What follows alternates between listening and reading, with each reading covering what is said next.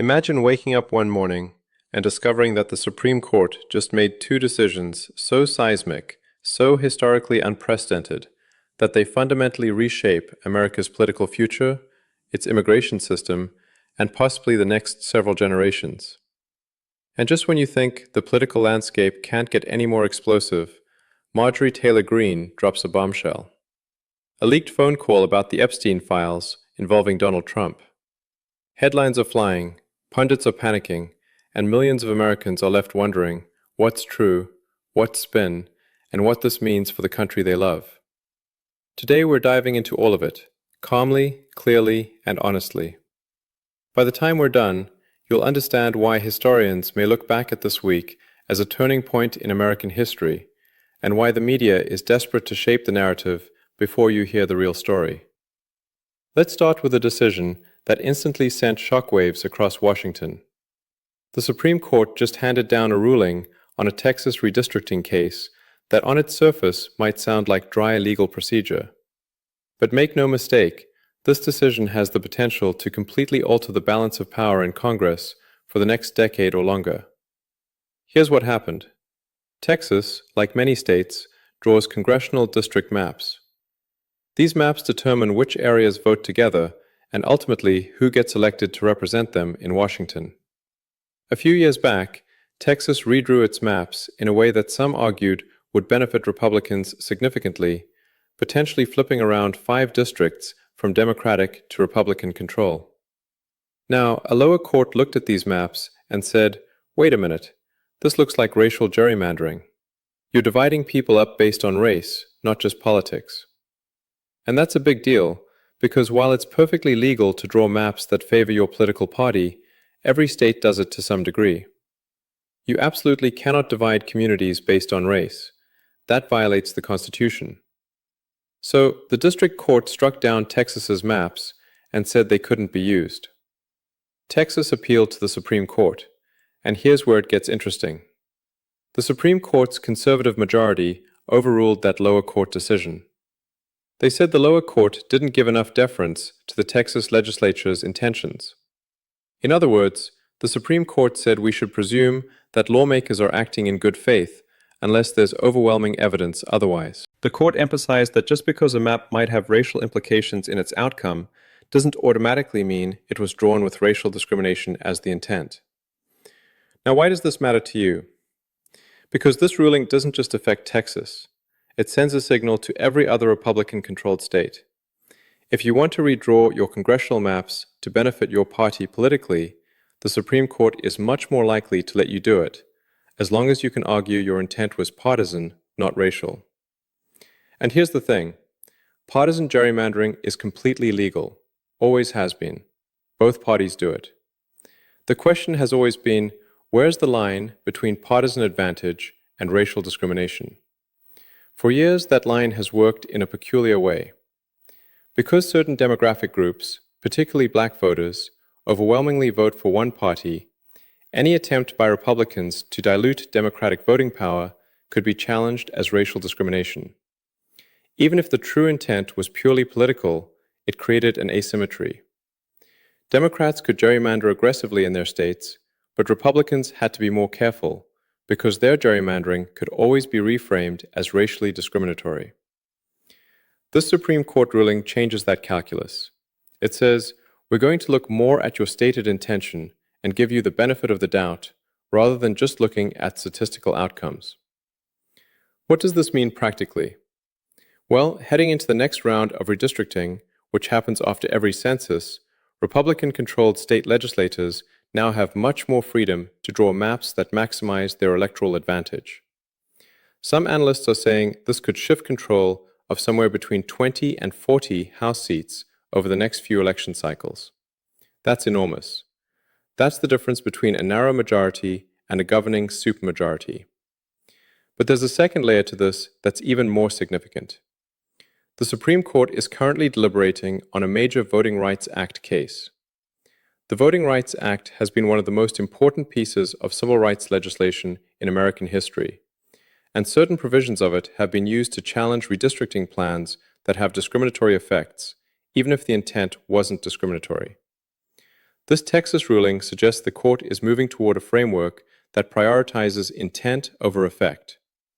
If that becomes the new standard across the board, it could dramatically reshape how redistricting works nationwide. Now, before anyone panics or celebrates too much, let's be clear about what this really represents. This isn't the court inventing new law. This is the court clarifying how existing law should be applied. The Constitution has always allowed partisan gerrymandering. The question has always been about the boundaries of that permission. What the court is saying now is those boundaries should be clearer, more predictable, and less dependent on post hoc statistical analysis of voting outcomes. In a strange way, it's actually bringing more transparency and honesty to a process that has always been political. But if you thought that Supreme Court decision was historic, hold on, because the next one might change the very definition of American citizenship itself. On the very same day, the Supreme Court announced it would hear arguments on President Trump's executive order regarding birthright citizenship. Now, this is one of those issues that cuts right to the heart of what it means to be American, and it's been simmering under the surface of our national debate for decades. Here's the background. The 14th Amendment to the Constitution, passed after the Civil War, says that anyone born in the United States is automatically a citizen. The original purpose was to ensure that formerly enslaved people and their children would be recognized as full citizens, overturning the infamous Dred Scott decision. For over 150 years, that's been interpreted to mean that virtually anyone born on American soil, regardless of their parents' legal status, becomes an American citizen at birth. It's called birthright citizenship, or sometimes zuoli, which is Latin for right of the soil. President Trump issued an executive order challenging this interpretation. His order said that children born in the United States to parents who are here illegally or who are here on temporary visas should not automatically become citizens. Predictably, this caused an uproar. Legal experts on the left said it was blatantly unconstitutional that the 14th Amendment's language is crystal clear and can't be changed by executive order. They pointed to a Supreme Court case from the late 1800s that seemed to settle the question. But here's what's remarkable. The Supreme Court didn't just dismiss the case. They didn't say, this is obviously unconstitutional, we're not even going to waste our time. Instead, they agreed to hear full arguments. That fact alone tells you something significant. It tells you that at least 4 justices, the number needed to grant review, think there's a real legal question here worth considering. So, what's the argument? Well, Trump's legal team points to the specific language of the 14th Amendment.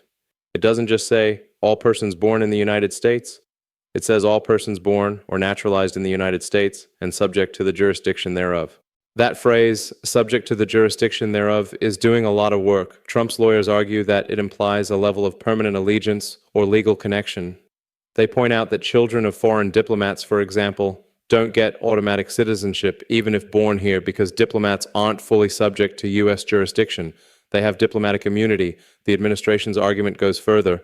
They cite that old Supreme Court case, Wong Kark, from 1898 and say, actually, if you read it carefully, it doesn't establish universal birthright citizenship. It establishes citizenship for children whose parents had established permanent domicile in the United States.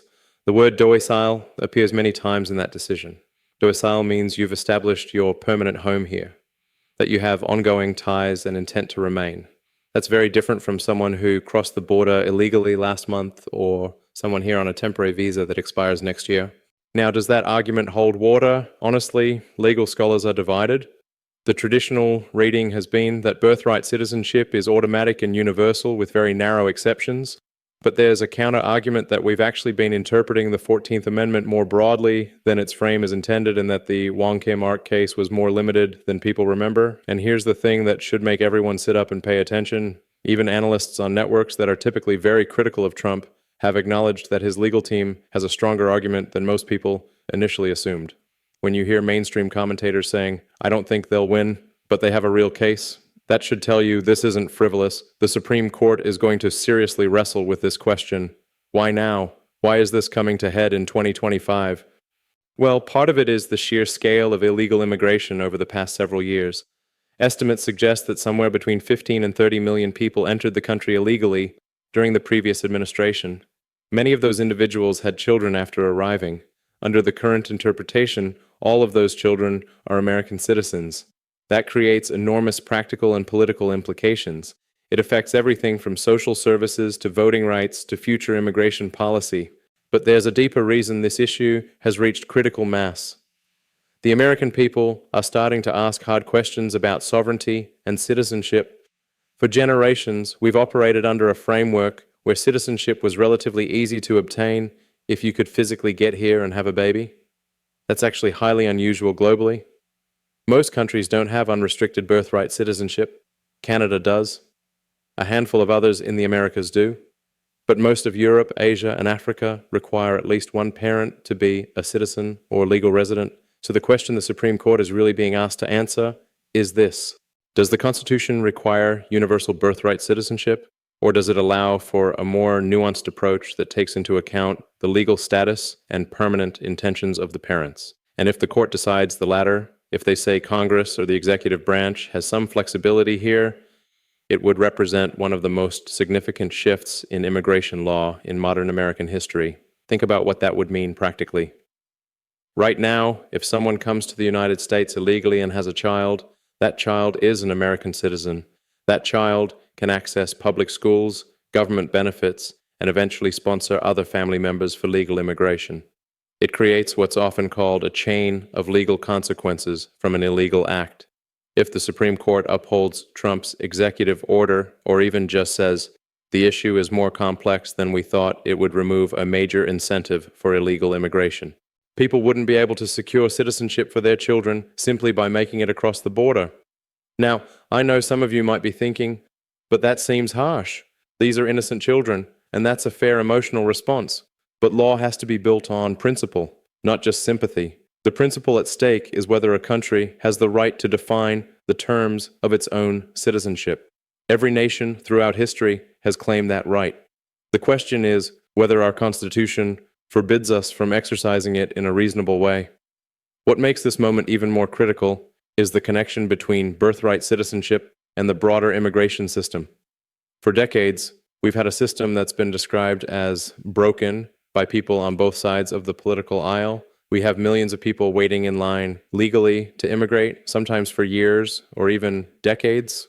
Meanwhile, millions of others have crossed illegally and through various means, including having children here, have managed to stay. That creates a moral hazard. It punishes people who follow the rules and rewards people who don't. And over time, that erodes respect for the entire system. The Supreme Court taking this case signals that they understand we've reached a tipping point. Whether they ultimately uphold Trump's order or strike it down, the fact that they're willing to reconsider settled assumptions tells you that the legal and political ground is shifting. And here's my prediction. For what it's worth, I think this is going to be a 5-4 decision. I think the court is going to say that birthright citizenship is not absolute, that it requires at least one parent to have some form of lawful permanent status. I could be wrong. These things are never certain until the gavel falls. But the tea leaf suggests the court is ready to make a major statement here. And that brings us to something that happened while the entire country was focused on the Supreme Court cases, something that might have slipped under your radar, but is absolutely explosive in its own right. Marjorie Taylor Greene, one of Donald Trump's most loyal supporters in Congress for years, went on 60 Minutes and leaked details of a private phone conversation she had with the former president and the subject, the Epstein files. Now, before we go any further, let me set the stage for you. Jeffrey Epstein was a financier who died in federal custody several years ago while facing charges related to trafficking and abuse. His case involved allegations connecting him to numerous powerful people, politicians, business leaders, celebrities from both parties, and all walks of life. After his death, there have been ongoing calls for complete transparency about who Epstein was connected to and what exactly happened. Earlier this year, Congress passed something called the Epstein Files Transparency Act, which mandated that the Department of Justice release all relevant files within 30 days. Marjorie Taylor Greene was one of the members of Congress who signed on to a discharge petition to force a vote on that bill.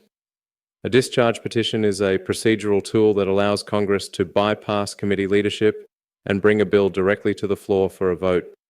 It's rarely successful because it requires significant bipartisan support. But in this case, the petition gained traction and eventually the bill passed and was signed into law by President Trump. But according to Greene, that didn't happen without a fight. In her interview, she said that Trump called her and was, in her words, extremely angry that she had signed the petition. She said he was furious with her for supporting the release of the files.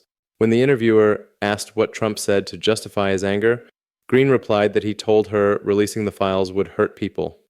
Now, you can imagine how that soundbite is playing in the media. Headlines are screaming that Trump is trying to cover something up, that he's protecting himself or his associates, that this is proof of guilt. But let's slow down and think about this more carefully, because the media has a habit of taking complex situations and boiling them down to the most inflammatory interpretation possible.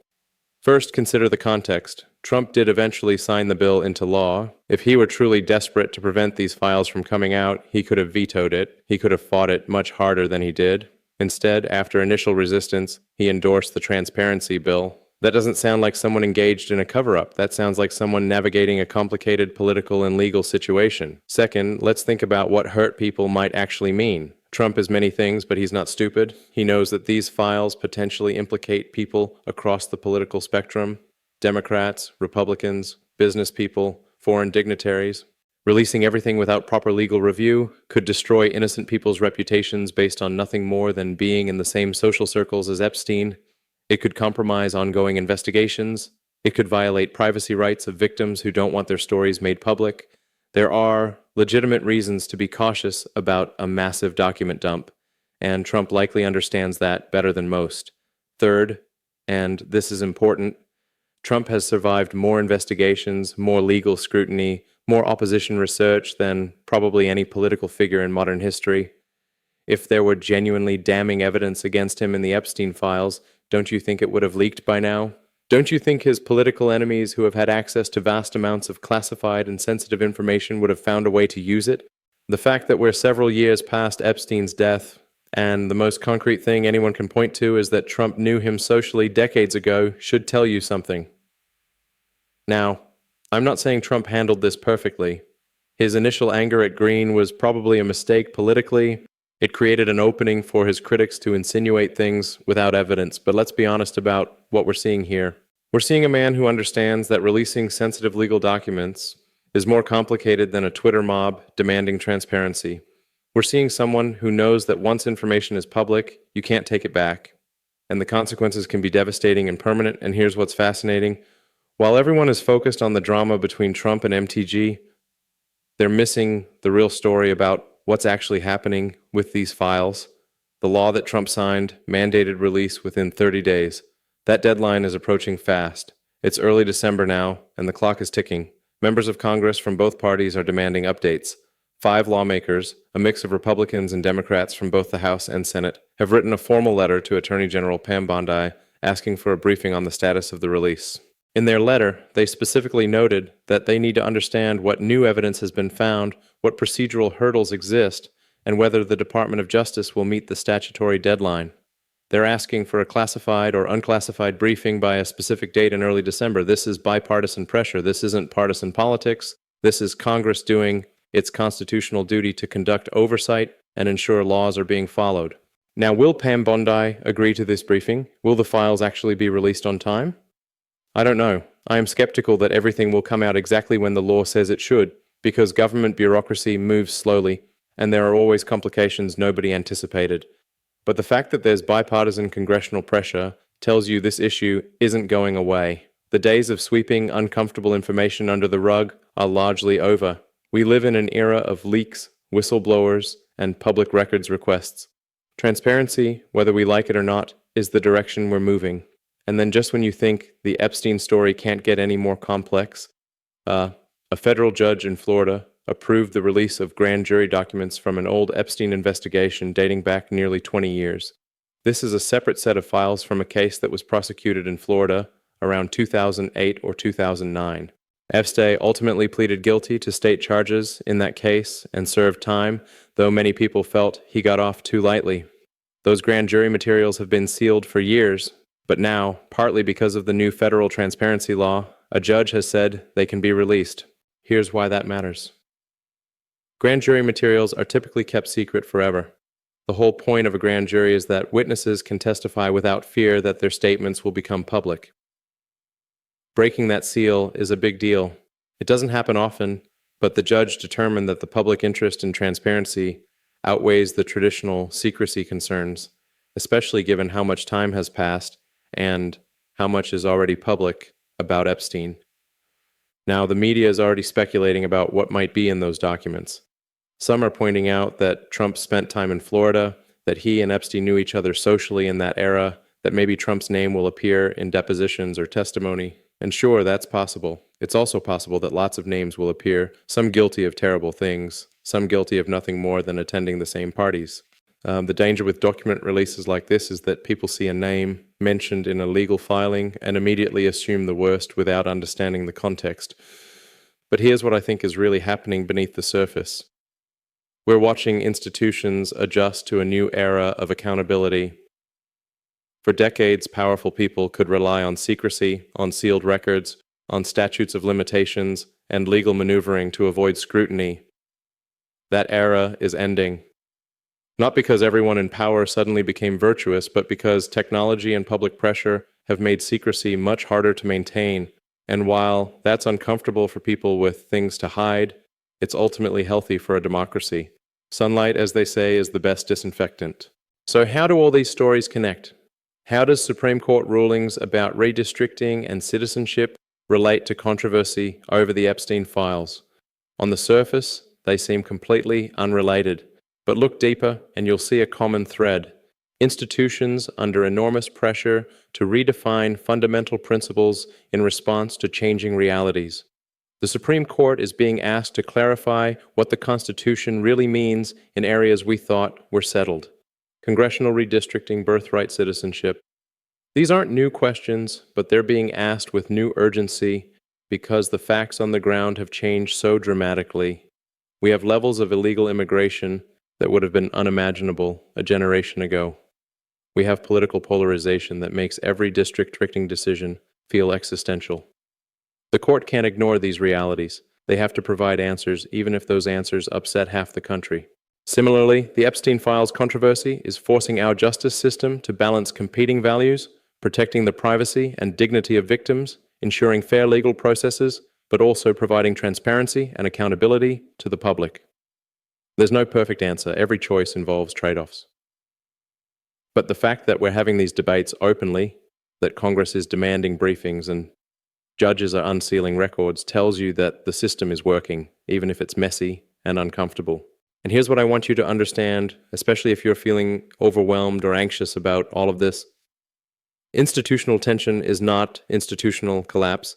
In fact, it's often a sign of health.